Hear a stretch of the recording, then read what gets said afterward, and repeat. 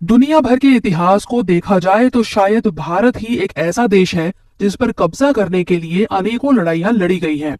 भारतीय सीमा के अंदर लड़ी जाने वाली लड़ाइयों के अलावा यहाँ सबसे ज्यादा विदेशी आक्रमण भी हुए। भारतीय इतिहास की कुछ ऐसी ही भीषण लड़ाइयों में से एक है पानीपत की लड़ाई। दिल्ली से 90 किलोमीटर दूर हरियाणा में स्थित पानीपत गवाह है ऐसी तीन बड़ी लड़ाइयों का जिन्होंने भारतीय इतिहास को एक निर्णायक मोड़ देने में अहम भूमिका निभाई।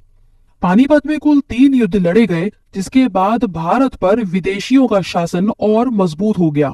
पौराणिक इतिहास के अनुसार पानीपत की स्थापना महाभारत काल के दौरान पांडवों ने की थी। उस समय इसका नाम पांडुप्रस्थ हुआ करता था, जो बाद में पानीपत हो गया। अगर मध्यकाल के इतिहास को देखें तो पानीपत का पहला युद्ध 21 अप्रैल 1526 को बाबर और दिल्ली के सुल्तान इब्राहिम लोदी के बीच लड़ा गया था। जहीरुद्दीन बाबर, जो तैमूर लंग और चंगेज खान दोनों का वंशज था, उसने एक बार 1524 में भी इब्राहिम लोदी की सेना पर आक्रमण किया था, पर तब लोदी की सेना ने उसे हरा दिया था।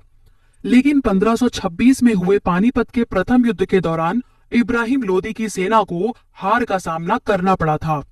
बाबर की जीत का मुख्य कारण यह था कि उसके पास उस समय के आधुनिक हथियार और तोपें थीं। इसके विपरीत इब्राहिम लोदी की सेना मुख्य रूप से घोड़ों और हाथियों पर निर्भर थी। बाबर की तोपों से निकलने वाली आवाज से लोदी के हाथी डर जाते थे, जिससे लोदी की सेना के कई सैनिक उन हाथियों के पैरों तले कुचल गए। इस युद्ध में इब्राहिम लोदी की मृत्यु हो गई। इसी के साथ लोदी वंश और दिल्ली सल्तनत का भी अंत हो गया, जिसके बाद दिल्ली के तख्त पर बाबर का कब्जा हो गया और शुरुआत हुई मुगल साम्राज्य की।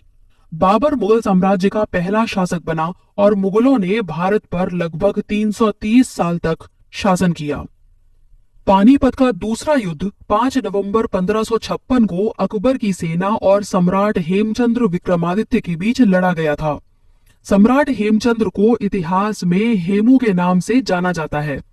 हालांकि इस लड़ाई में अकबर ने सीधे तौर पर भाग नहीं लिया था, क्योंकि उस समय अकबर की उम्र केवल 14 साल की थी। उसके स्थान पर मुगल सेना का नेतृत्व कर रहा था बैरम खान।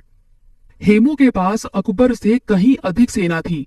शुरू में हेमू की सेना को सफलता भी प्राप्त हुई, लेकिन इस युद्ध का रुख तब अचानक बदल गया जब दुर्भाग्य से हेमू की आंख में मुगल सेना का एक तीर लग गया।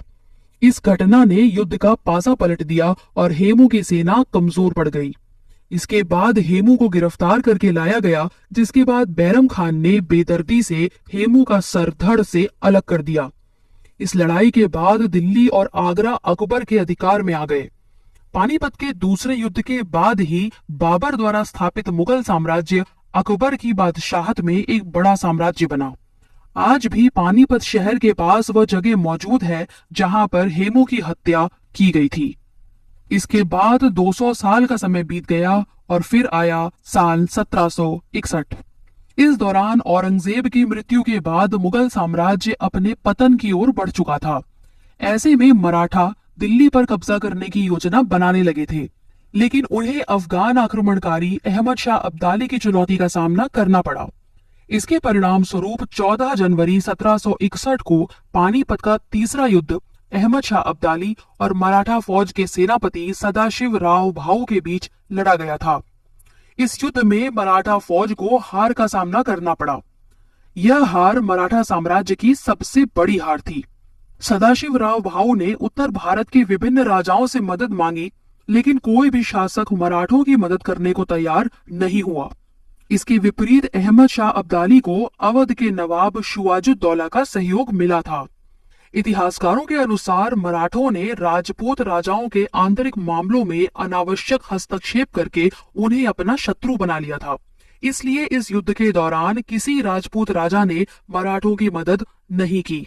इस युद्ध का परिणाम यह हुआ कि मराठों की सेना को अब्दाली की सेना से हार का सामना करना पड़ा। इससे मराठों का पूरे भारत पर शासन करने का सपना टूट गया और उनकी कमजोरी का फायदा उठाकर ब्रिटिश ईस्ट इंडिया कंपनी ने भारत पर अपना कब्जा करना शुरू कर दिया। इससे भारत में ब्रिटिश उपनिवेशवाद की शुरुआत हुई और अगले 100 साल में भारत अंग्रेजों का गुलाम हो गया। इतिहास गवाह रहा है कि भारतीय राजाओं के आंतरिक झगड़ों के कारण ही विदेशी हमलावरों ने भारत पर आक्रमण करने में सफलता पाई और इसको लूटा है। वीडियो